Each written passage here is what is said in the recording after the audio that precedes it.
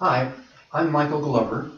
I'm here for Union, yes, Iowa, talking to Ken Sagar, head of the Iowa Federation of Labor. We're going to be talking about issues that affect working men and women and eventually all of us. So Ken, you're with the Iowa Federation of Labor. Tell us about the Iowa Federation of Labor. What is it and why should people care that there is an Iowa Federation of Labor? The Iowa Federation of Labor is an umbrella organization comprised of hundreds of local unions from across the state, as well as area labor federations and councils of unions. The idea behind the federation is that we work better when we work together. So we would like to be able to improve the standard of living for working people in the state, not just union people, but working people. And that is what we strive to do by running education programs, by teaching people how to run for political office, by lobbying the legislature, and working to ensure that the interests of working people are represented loudly and clearly at the state capitol and at the U.S. Capitol. And a lot of people think that the only goal of unions is to increase pay and benefits for union members.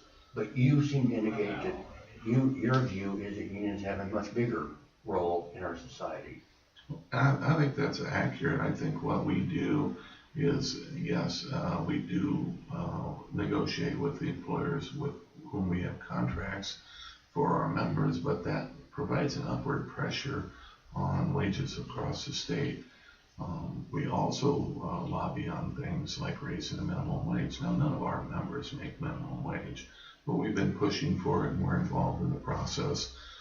In many of the counties around, union members were the leaders in the efforts to raise the minimum wage at a county level.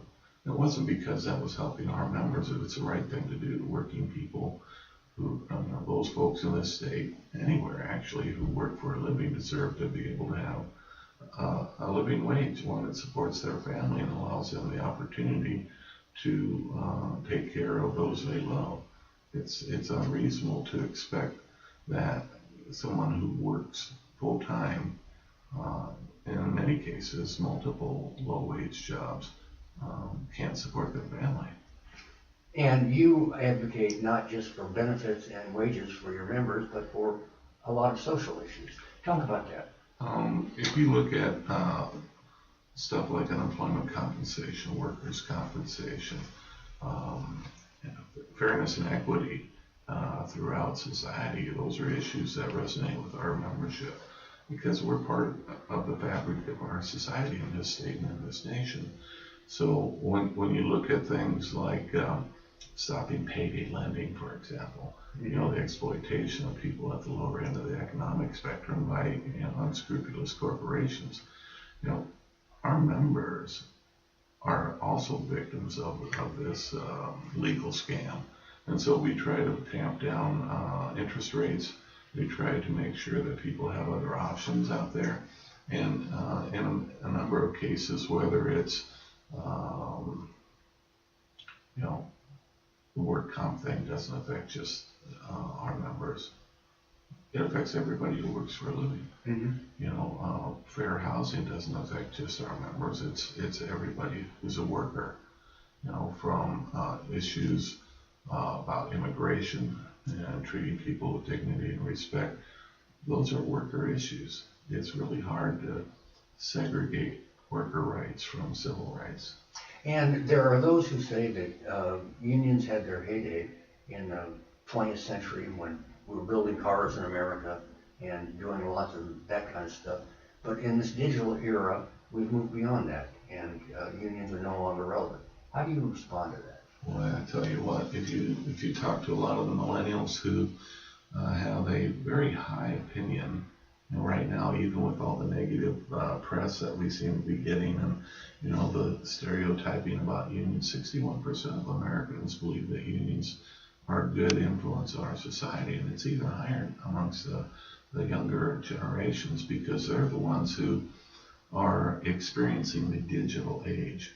Mm-hmm. All the gig economy, you know, where it's like, okay, here's a project, you get hired for this little job, then we're done with you, and you go see if you can find somewhere else to go make enough money to eat and pay your rent. That's a pretty tough life to have to try to pay student loans off of, isn't it? Sure. I mean, if you think about that, when all the green economy things started to happen in the last 20 years or so, we thought, well, this is going to be better.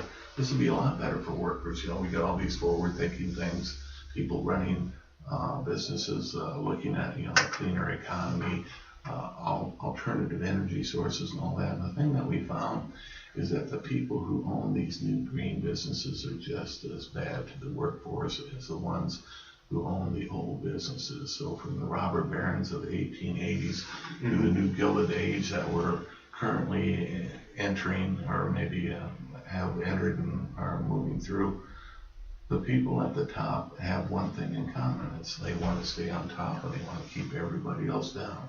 You know, far too many businesses seem to have a business plan or model, if you will, that says that we're going to let government take care of the fundamental needs of our employees by having them apply to food stamps and heating assistance and all these kind of government programs, while at the same time trying to cut taxes so the government can't fund those programs. And there are employers I'm aware of who actually, one of the benefits they offer is they'll help their employees apply for food stamps and welfare. Ironic, isn't it? It is. You know, I don't know, but what most people think that the people who work for a living shouldn't have, you know, some dignity and respect. You know, if you look at the numbers, some of our social service programs are a little bit skewed, because if you're in a position where you're getting child care, for example, that's a very expensive component of many young families' budgets, right? But if you're earning a certain dollar figure, you can't take the raise, because if you get that, then you lose your child assistance program. This cliff effect, if you will, where you come up to the edge and then just another nickel or whatever an hour, and suddenly you lose thousands of dollars in benefits. It's like the system is designed to work against working families. And that's why it's so critical to have unions around, because we are an organized voice for people in the workplace, not just unionized workplaces, but all workplaces. And I don't think people fully understand the cost of child care. I'm aware of people, a working couple, where one of the members of the couple is working solely to pay for the child care. Absolutely true. And here I've heard of examples where typically right now it's imperative to have two people working to make it, keep your head above water, right? Right. But if you're spending $400, a month, or a week for childcare, we're talking nearly $20,000 a year for a couple kids in childcare. And $400, that's not an outlandish number. I've heard of it, higher numbers where people are paying $600. And what you do if you got 3 kids or 4 kids, how much does that cost? And at what point does the government have some responsibility to make sure that all the children in the society are cared for and taken care of? Isn't there some responsibility of the government there? Well, here's what I think. Once upon a time, our government was kind of like a balance between the forces of corporations and the needs of the citizenry. And they tipped the scales, if you will, so that there was some fairness and equity in our society. And that has been, over the last maybe 3 or 4 decades, been eroded. So that, the tax breaks in this state, for example, all the money that were given to corporations to come in and provide, literally, a couple dozen or a couple scores of jobs, that's taken money out of our ability to provide for our kids. I would say in this state, education is a good example. Now, once upon a time, we had literally world-class education. Minnesota, Wisconsin, Iowa were always one of the top few states in this nation who provided some of the best education. We absolutely need to provide them a world-class education. But we consistently have not been appropriately funding the needs of our schools. You know, I know it's good political stuff to say, hey, we got to cut the budget, we got to cut the budget. You know, and I don't know why we fall prey to that, because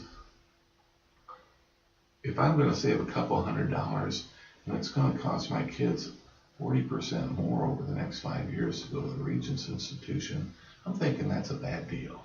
Mm-hmm. And I think most people would if you looked at it from a big picture perspective. So whether it's taking care of your kids before they go to school, or making sure we have preschool for all kids, or making sure we properly fund K through 12 community colleges or Regents institution, we're very short-sighted right now in terms of saying, well, we'll say what's that old saying about penny wise, dollar foolish, or something? Penny wise and pound foolish. That's it. Well, guess what? If we're not investing in our kids, the competition that is going to eat our lunch. There are more people in China and India combined who have advanced degrees than live in this country. Mm-hmm. And right now, because people are still coming from around the world to our higher institutions of higher learning, that's a good sign. That means that we're still being innovative and creative, and we're doing good things here. But as we continue to devalue and defund our education system, future generations are going to suffer as a result of that. So what do we do from here? What's the role, what role can unions play in helping people to understand this economic inequality? How do we move forward? Where do we go from here, I guess is the question. Well, here's a consideration. You typically, if you compare apples and apples, union job doing X, non-union job doing X, this union person is going to make about 27% more than a non-union person. Mm-hmm. You know, economics on a personal scale, people can relate to that. Now, I don't know about you, 27% more would make a difference in my life. It would make a difference in my life, too. It would make a difference in any worker's life. And see, when we can make that connection so that people grasp the concept that, hey, unions are cool, you know, Mm-hmm. because we in the labor movement have not been particularly good at marketing ourselves. And so the other side, who's very good at it, and they have a lot of money and access to multiple resources, they've been painting us with this broad brush stroke that basically says unions are bad, unions are thugs, unions are this, they're that, or whatever. But the reality is we have been and continue to be the only organized force that helps lift up working people in this country. So when we start raising the wages, there's going to be more tax revenues. Mm-hmm. We'll be able to fund the legitimate needs of the citizens of this country. When we are able to talk to people about issues that are relevant and important, like how about some job security? You know, we all talk about trade agreements and how bad they are, and they are. They're not good for us. They don't look after workers' rights. They don't look after environmental rights. They don't look after anything except the bottom lines of corporations. That's what they look after. But the other thing that we're not talking about is what is the impact going to be on workers with the increase in automation and artificial intelligence. Mm-hmm. We're going to have that discussion pretty darn soon, because there has to be some place for people to engage in a meaningful way in our economic system so that they can earn enough money to take care of their families. Talk about the balance that you have to strike. What's the balance between spending all of your time organizing various corporations or dealing with the membership that you currently have and dealing with social issues, the issues of the larger economic questions? How do you strike that balance, and what is that balance? Well, it is an interesting question. I think that a lot of our members are interested in us specifically and solely taking care of their issues. Mm-hmm. I think that as we grow the labor movement, and actually our organization has been pretty stable through this difficult period of time, and we're cautiously optimistic that it will be growing. We're doing organizing programs with many of our members. We're trying to build coalitions with social organizations to look at different issues. so that the reality is ultimately we're going to have to recognize the fact that a lot of the things that we do as a labor organization, our affiliate members as local unions, the rights that they bargain at the table can be taken away with the stroke of a pen. We just saw that with Chapter 20 changes in the last legislative session, or the attacks on Davis-Bacon, which is a prevailing wage. They've passed a variety of different laws. Our members are going to have to understand the issues, and they're going to have to vote on those issues. And if we do that, I think we will be able to elect people who are friendlier to us in terms of saying, no, we don't want to destroy the labor movement, because it's pretty clear some of the folks out there right now are looking seriously at what do we do to cause the maximum amount of harm to labor. The recent elections that we just went through with recertification on the public sector, I think we won 93% of them. You did pretty well in this. Yeah, we did really well in it, and that the credit goes to those local unions who spent an inordinate amount of their time talking to their members, explaining the process, talking to non-members, explaining the process. It's an attempt on the part of the far right-wing folks like the Koch brothers who funded American for Prosperity to come in and say that we're going to make unions spend all their time and resources just keeping what they have so they don't have an opportunity to grow. And it's a problem. You mentioned the Koch brothers and other. In the other side of the coin, there's a lot of money being poured into attempting to stop what you're doing.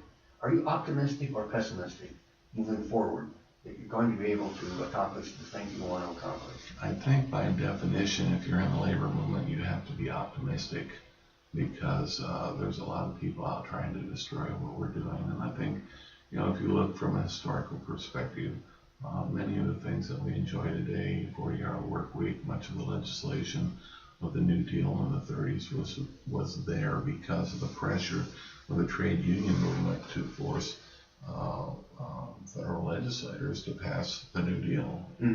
And from Social Security in the 30s to Medicare and Medicaid in the 60s to the Americans with Disabilities Act and Family Medical Leave Act in the 90s, we have consistently over time pushed issues that help the working people and created the middle class in this country.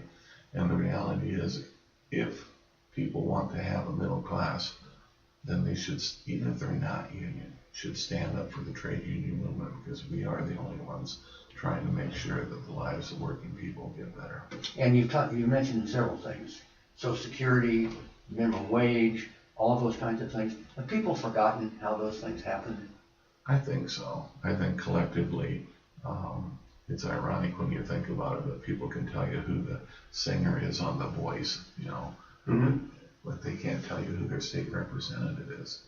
So I think it's going to be a lot of education that's going to be needed, but most people aren't political junkies. They don't pay attention to a lot of the stuff that's going on, and that maybe used to be okay. But I think when our founding fathers set forth, a country unlike anything else that existed, when they established the United States of America, they expected the citizens to be more involved, to have a fundamental understanding of what's going on in their country. And I think that's something that people, if they want to protect what they have, to make sure that the American dream is there for everybody in the future, then we're, by God, going to have to wake up and pay attention to what's going on, because there's people who are interested in taking our rights away from us, and we need to stand up to protect our freedoms. Thank you. Thank you. I'm Michael Glover. This is Union Yes Iowa. We've been talking with Ken Sagar of the Iowa Federation of Labor about issues that affect working men and working women. Thank you for your time. Thank you. When the volume on this chorus grows till they can't help